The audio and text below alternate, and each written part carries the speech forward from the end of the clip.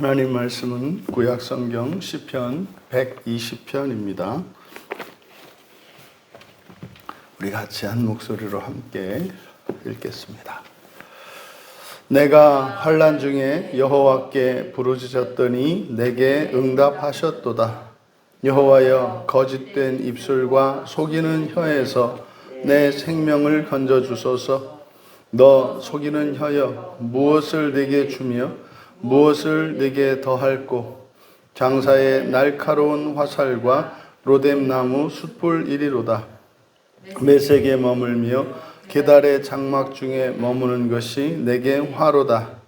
내가 화평을 미워하는 자들과 함께 오래 거주하였도다.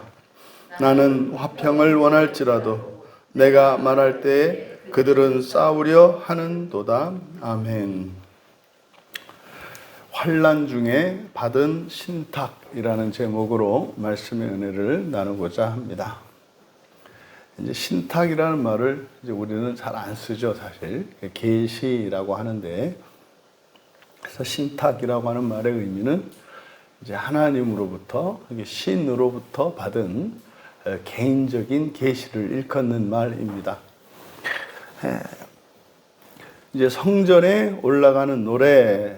그래서 이제 우리가 이제 성전에 올라가는 이유는 두 가지입니다. 첫째는 제사를 드리기 위하여 가는 것이고, 또 두 번째는 하나님께 이제 감사를 드리든지 아니면 또는 기도하든지, 그래서 이제 하나님의 은혜를 구하며 감사하며 또 찬양하며 올라가는 것이고, 또 하나는 제사를 위해서, 속죄를 위해서 올라가는 거죠. 속죄를 위해 한다는 것은 자신의 어떤 잘못을 속죄만 하는 것뿐만 아니라 거기에는 우리의 이제 기도 제목도 함께 이제 포함되어 있는 겁니다.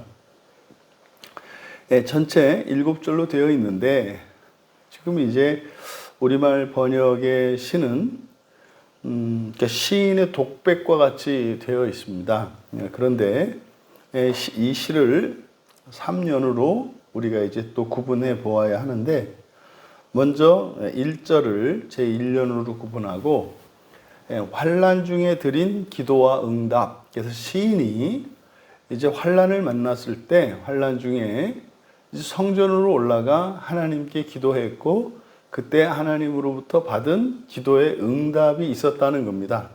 그게 1절에서 이제 서론격으로 이렇게 자신의 환난 중에 드렸던 기도와 그에 대한 응답이 있었음을 밝히고, 그리고 2절과 3절 제2연에서 시인이 첫 번째 요구와 받은 응답입니다. 첫 번째 요구와 응답. 두 번째 이제 3년이 4연에서 이제 끝까지로서 시인이 두 번째 요구와 받은 신탁, 이렇게 이제 세 연으로 나누었습니다. 그래서 먼저 1절에 보면 내가 환난 중에 여호와께 부르짖었더니 내게 응답하셨도다 라고 되어 있어요. 그러니까 응답하셨도다. 그러니까 이 시는 뒤에 2절에서부터 7절까지 기록된 내용은 바로 1절의 선격으로 시인이 환난 중에 성전으로 올라가서 하나님께 그것을 아뢰었더니 그에 대해서 주셨던 응답에 대한 내용임을 1절에서 밝히는 겁니다. 그래서 이제 환난이 있어서 갔는데 하나님으로부터 어떤 신탁을 받았다는 거예요. 이제 그게 뭐냐? 그래서 2절에서부터 7절까지는 하나님과 시인의 주고받은 이야기로, 대화로 보아야 한다. 이것은 이제 저의 해석입니다. 왜냐하면 1절에서 내가 부르짖었고 내게 응답하셨다라고 했기 때문에 그 내용이 무엇인지를 밝힌 것이다. 그럼 먼저 2절과 3절, 여기 이제 제2연으로서 성전에 올라가서 이 시인이 기도한 내용을 이제 밝혔습니다. 여호와여, 거짓된 입술과 속이는 혀에서 내 생명을 건져 주십시오. 이게 이제 시인의 기도였습니다. 생명을 건져 주십시오.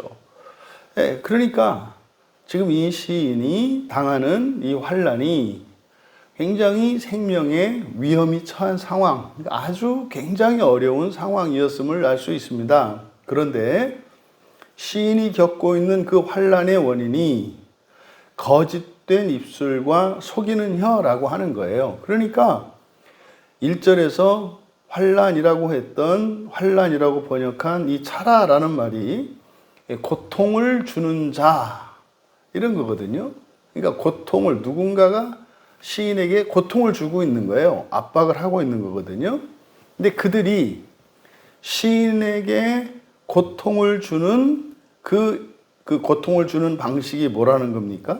거짓된 입술과 속이는 혀라고 이야기를 한 거예요. 그러면 여기서 거짓된 입술, 속이는 혀, 이렇게 번역이 되어 있는데, 먼저 거짓된 입술, 이게 이제 거짓, 쉐케르, 거짓말, 자주 나오는 단어죠.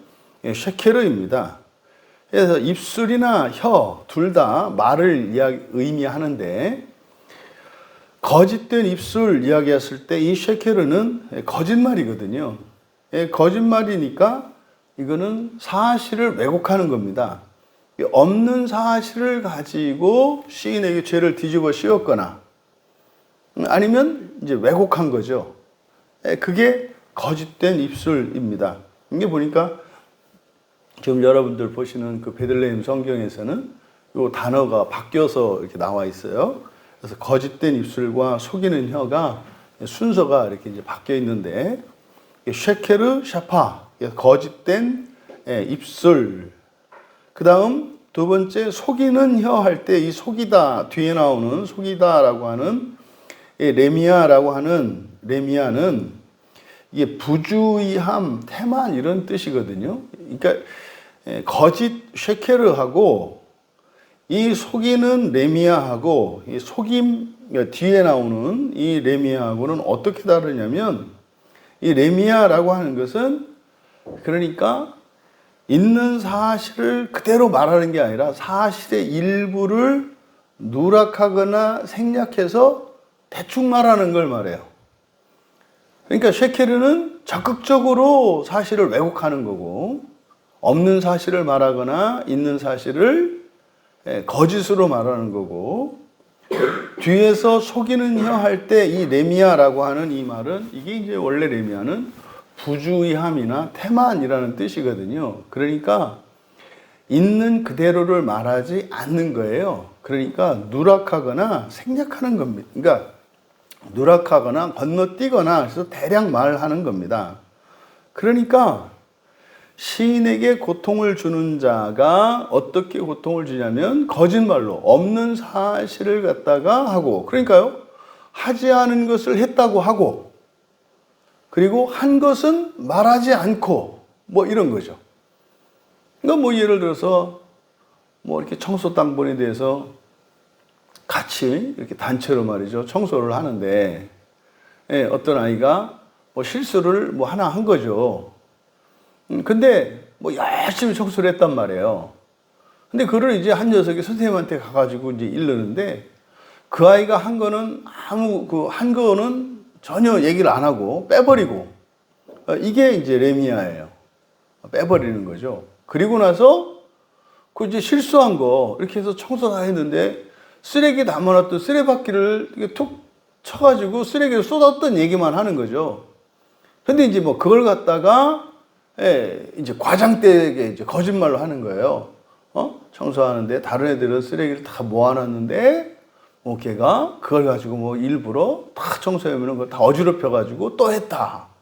뭐 이런 거죠. 그러니까 아무것도 안 하고 오히려 회방만 했다. 뭐 이렇게 가는 거죠. 이런 식으로 지금 시인이 어떠한 누명을 쓰고, 그리고 누명을 썼을 뿐만 아니라 시인이 한 수고나 그런 공적과 선한 일에 대해서는 전혀 이야기하지 않았는데 그것이 사실로 사람들에게 인정이 된 거예요. 그런 상황입니다. 그러니까 지금 뭐 누구한테 이야기할 수도 없고, 그러니까 성전으로 온 거죠. 와서 이제 기도한 내용입니다. 그럼 여러분이 이제 이런 일이 있다고 생각을 해보세요. 여러분이 뭐 집에서든 회사에서든 뭐 동네 사람들하고 같이 있을 때든지, 이래서 완전히 누명을 쓰고 억울하게 무슨 뭐 정말 천하에 죽일 사람 못돼 먹은 그런 사람이 이제 돼버렸단 말이죠.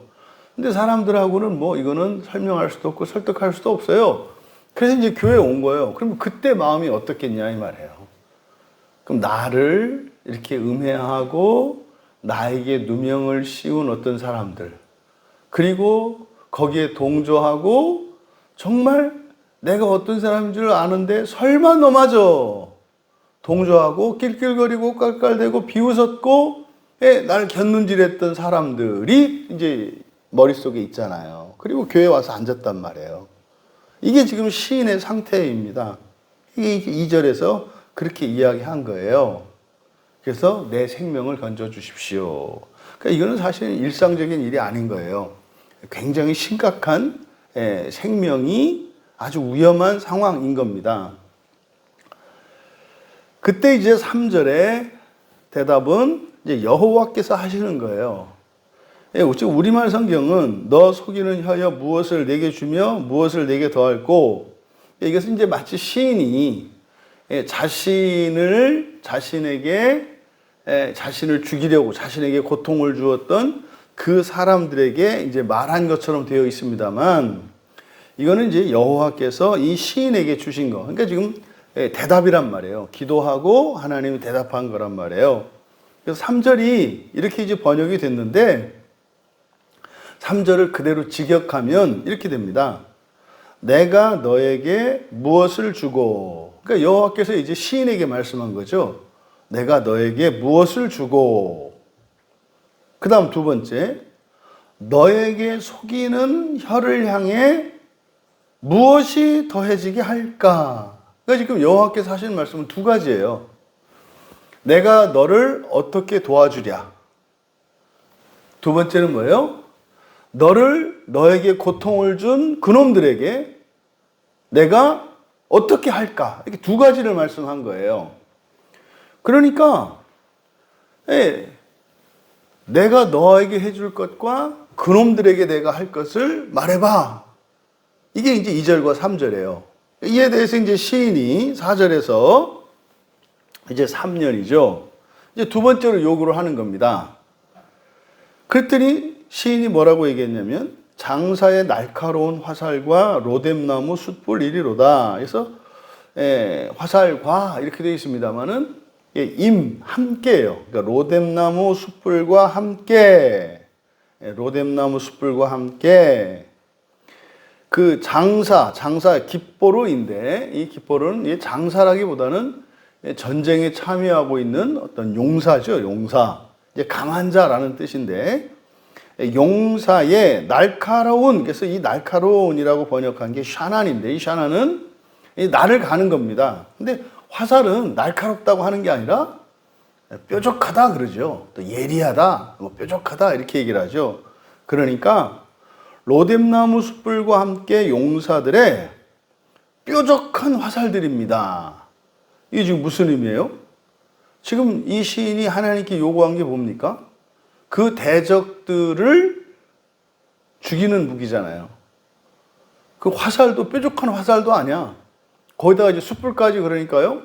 뾰족한 화살에다가 불까지 붙여서 화살 맞아서 죽고 거기에 불이 붙어서 태워버리고 싶은 거예요. 어마어마한 복수심에 지금 불타고 있지 않습니까?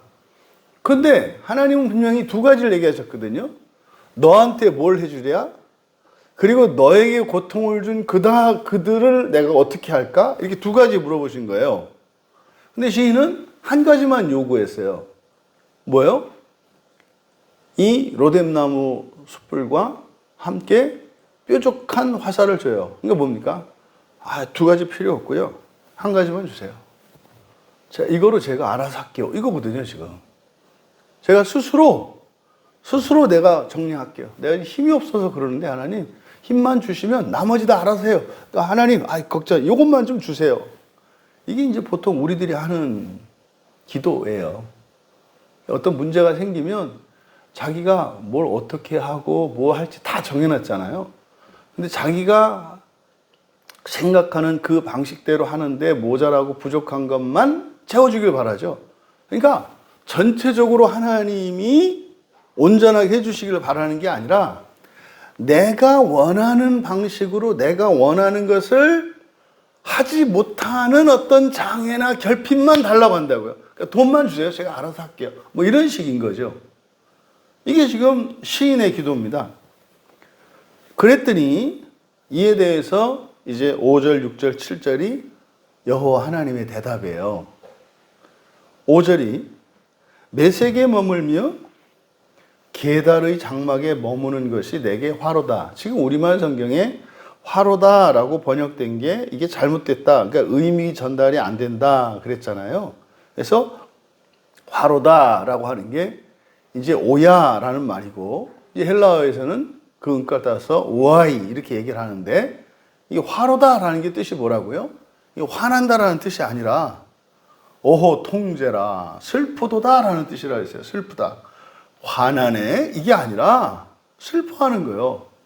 그러니까 오호 통제라 슬프도다 애통하도다 이런 뜻이란 말이에요. 그러니까 지금 여호와 하나님께서 뭐라고 말씀하셨냐면 메색에 머물고 게달의 장막에 머무는, 그러니까 이게 이제 해석이 이제 시인의 독백으로 해석하게 되는 게 뭐냐면 이제 상황을 그렇게 만드는 거죠. 이 시인이 지금 어디예요? 메색과 게달의 장막에 머물렀다는 거예요. 그게 이제 화였다는 거죠.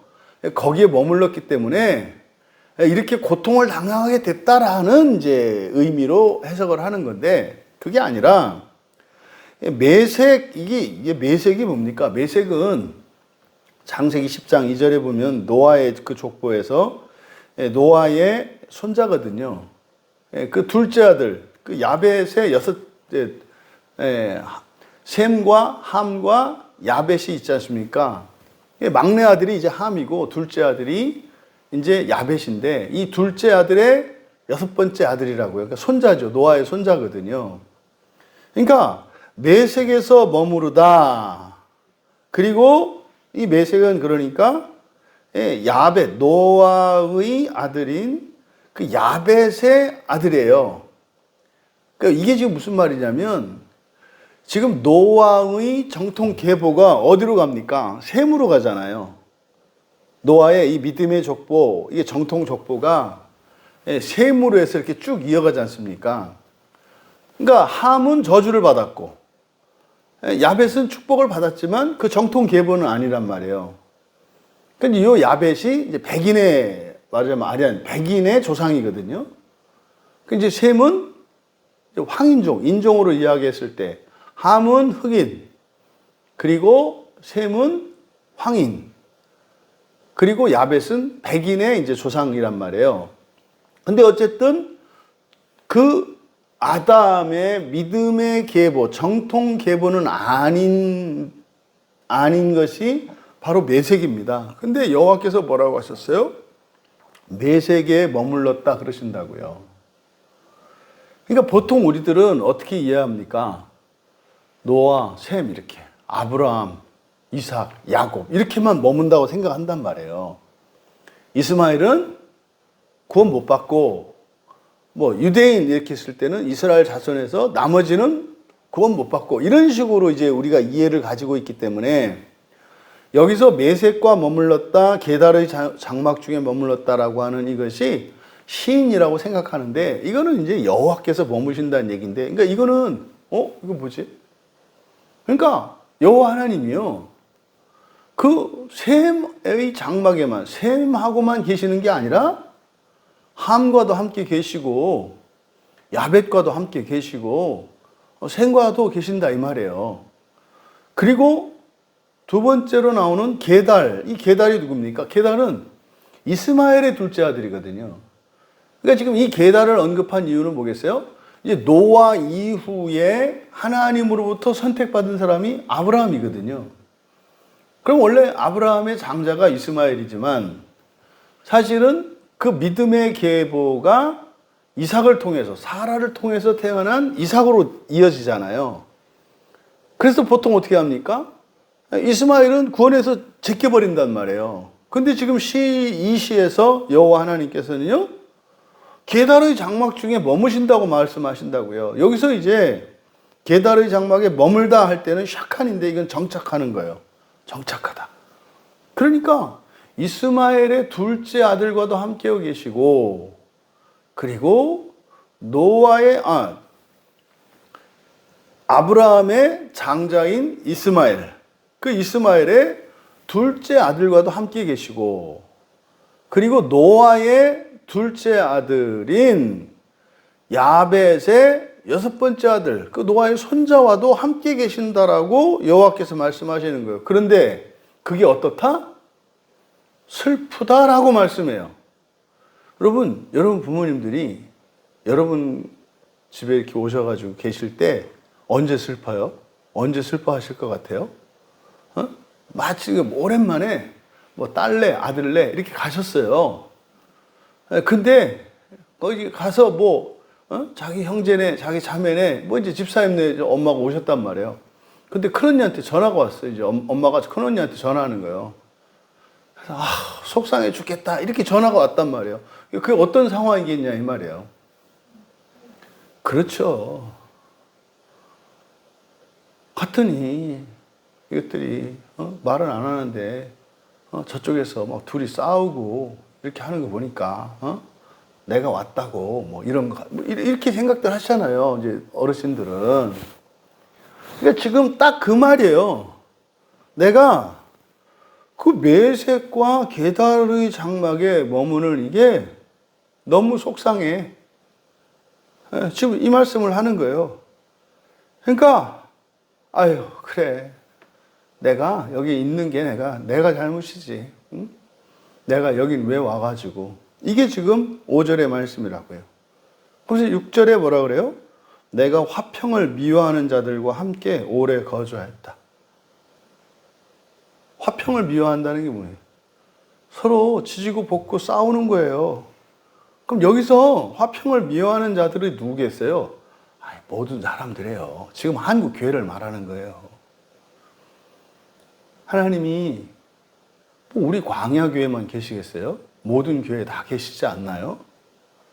근데 그렇게 얘기하신단 말이에요. 속상하다고, 괜히 왔다고. 내가 그냥 진짜 볼 걸 못 볼 걸 다 보고 내가 이게 죽지 않고 영원해서 문제지 내가. 이걸 내가 보려고 이렇게 영원히 사나? 뭐 이렇게 하신다는 거예요. 왜요? 장로교가 최고니, 감리교가 최고니, 또 천주교가 또 제일 오래됐느니 어쨌든 그때 아니라고 또 우리나라에서 만든 게 최고니 뭐니 뭐지. 그랬더니 그래도 유대인이 최고니 막. 그냥 여기 이 지상 가운데 성령께서 슬프다고요. 그러니까 다 내 새끼들인데 뭐예요? 화평을 미워하는 자들이라고요. 그 시인이 지금 올라와서 기도한 게 뭐였습니까? 저 원수라고, 거짓을 말하는 자, 속이는 자들. 이게 뭐요? 다 형제들 아니에요. 다 자매들 아니에요. 근데 그래서 그러면 내가 너 어떻게 해줄까? 그럼 위로해 주세요. 뭐 이래야 되는 거 아니에요? 그럼 저 녀석 저거 속이는 녀석 저거 어떻게 할까? 좀 회개 좀 하게 해주세요. 뭐 이렇게 해야 되는 거 아니에요 원래? 근데 위로해달라고도 안 하고 저거 잘못을 깨닫게 해달라고도 안 하고 그냥 술탄 몇 개만 주세요. 내가 그냥 싹 그냥 정리해버리기. 이런 거죠, 이런 거. 그러니까 내가 이런 꼴들을 봐야 되나. 그래, 내가 오래 사는 게 내가 죄다. 이게 지금 딱 그 늙은 노모의 마음이에요. 그리고 7절에서 나는 화평을 원할지라도 이게 하나님 아버지, 우리 아버지의 마음이에요. 내가 말할 때 니놈들은 싸움질만 한다 이 말이죠. 인류의 직계조상은 노아하고 노아의 세 아들에서 인종이 분류가 되었고 그래서 그 인종이 분류가 되어서 또 전 세계로 흩어지면서 민족으로 나뉘고 가문으로 나뉘고 이렇게 나뉘었잖아요.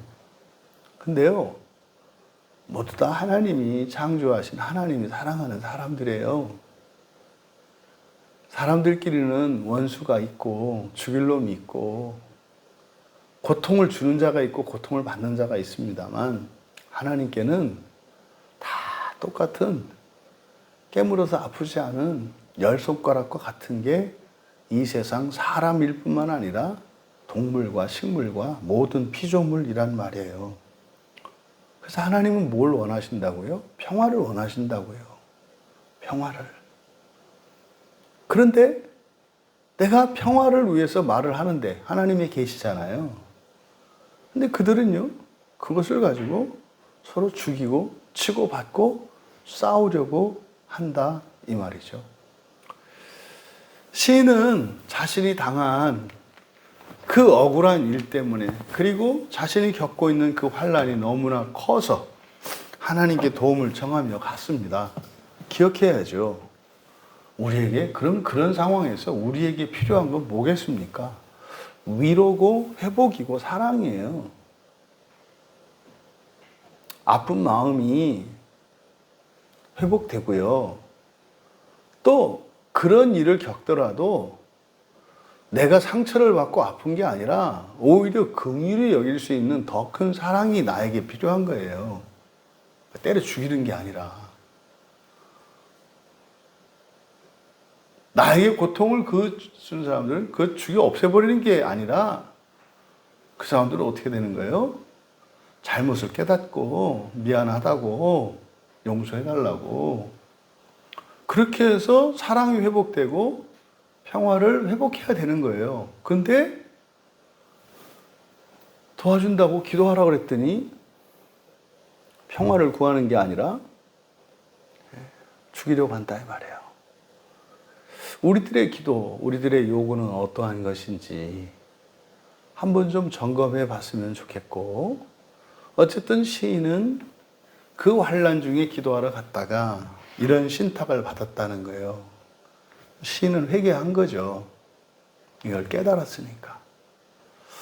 아, 내가 그렇게 환난을 당할지라도 그것 때문에 내가 거짓 감정에 휩싸이지 않고 복수심이 불타오르지 않으며 오히려 그런 자들도 품에 품고 사랑을 이렇게 품어주고 긍휼히 여길 수 있는 큰 사랑을 구하지 않았을까.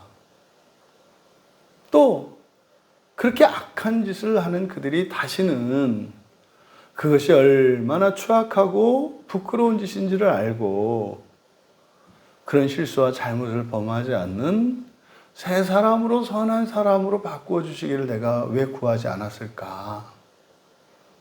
하나님께서 화평을 위하여 구하라고 계시를 주셨다는 거예요. 이 아침에 우리들이 지금까지 살아오면서 우리에게 고통을 주고 우리를 괴롭게 하고 하여튼 그 모든 사람들이 정말 선하고 의로운 사람들로 바뀔 수 있도록 기도하기를 바라신다는 거죠. 그리고 내가 환경과 사람들로 인해서 어려움을 겪었고 상처가 있었다면 오히려 그것이 복이 되게 해주십시오라고 기도하기를 원하신다는 거죠. 이것이 만유의 아버지 되시는 우리 하나님의 뜻이라는 겁니다.